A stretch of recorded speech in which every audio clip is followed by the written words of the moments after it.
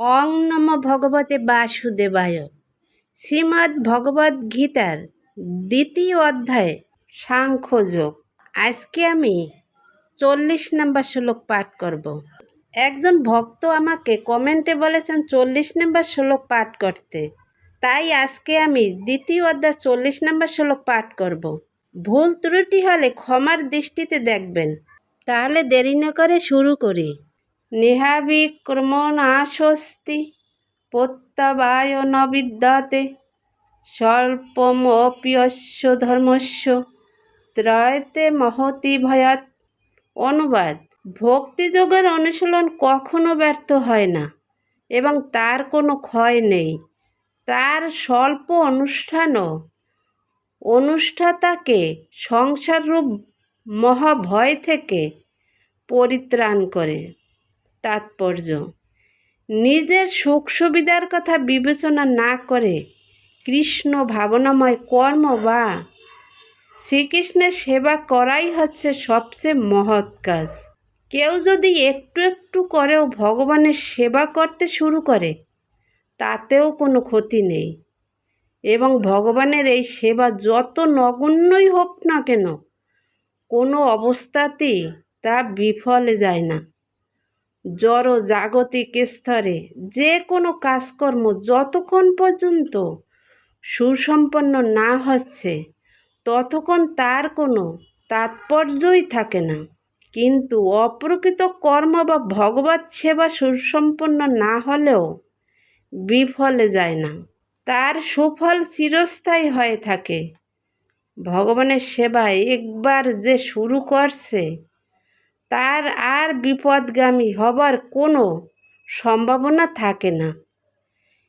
এক জন্মে যদি তার ভগবত ভক্তি সম্পূর্ণ নাও হয় তবে তার পরের জন্মে সে যেখানে শেষ করেছিল সেখান থেকে আবার শুরু করবে।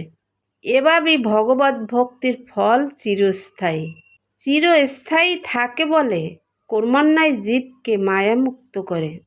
শ্রীমদ্ ভাগবতে অজামিলের কাহিনীর মাধ্যমে আমরা জানতে পারি, খানিকটা ভগবত ভক্তি সাধন করে অধঃপতিত হওয়া সত্ত্বেও সে ভগবানের অহৈতুকী কৃপা লাভ করে উদ্ধার পেয়ে যায়। এই সম্পর্কে শ্রীমদ্ ভাগবতে বলেছেন, যদি কেউ তার স্বীয় কর্তব্য কর্ম ত্যাগ করে ভগবানের শ্রী চরণারবিন্দে সেবা করে এবং সেই ভগবত সেবা সম্পূর্ণ না করে অধঃপতিত হয়, তাতে ক্ষতি কী? আর যদি কেউ জড়জাগতিক সমস্ত কর্তব্যকর্ম সুসম্পন্ন করে তাতে তার কী লাভ? জড়দেহের বিনাশের সঙ্গে সঙ্গে সব রকম জড় জাগতিক প্রচেষ্টা এবং সেই সমস্ত প্রচেষ্টা লব্ধ ফল সব কিছুরই বিনাশ ঘটে। কিন্তু ভগবানের সেবায় মানুষ যে সব কাজকর্ম করে তার ফলে সে আবার আরও ভালোভাবে ভগবানের সেবা করবার সুযোগ পায়। এমনকি দেহের বিনাশ হলেও ভগবানের সেবা কার্য সম্পন্ন না করে যদি কেউ দেহত্যাগ করে তবে পরজন্মে সে আবার মনুষ্য জন্ম লাভ করে। সৎ ব্রাহ্মণ অথবা সম্ভ্রান্ত পরিবারে জন্ম লাভ করে সে আবার তার অসম্পূর্ণ ভগবত ভক্তিকে সম্পূর্ণ করে ভগবানের কাছে ফিরে যাবার সুযোগ পায়।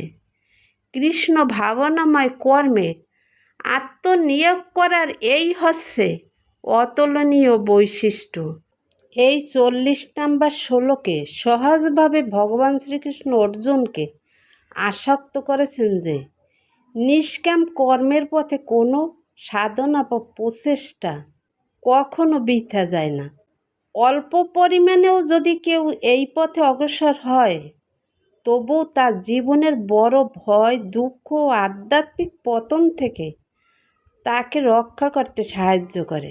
ভগবান শ্রীকৃষ্ণ 40 নম্বর শ্লোকে এই কথাই বলেছেন। জয় গীতা। হরে কৃষ্ণ। রাধে রাধে।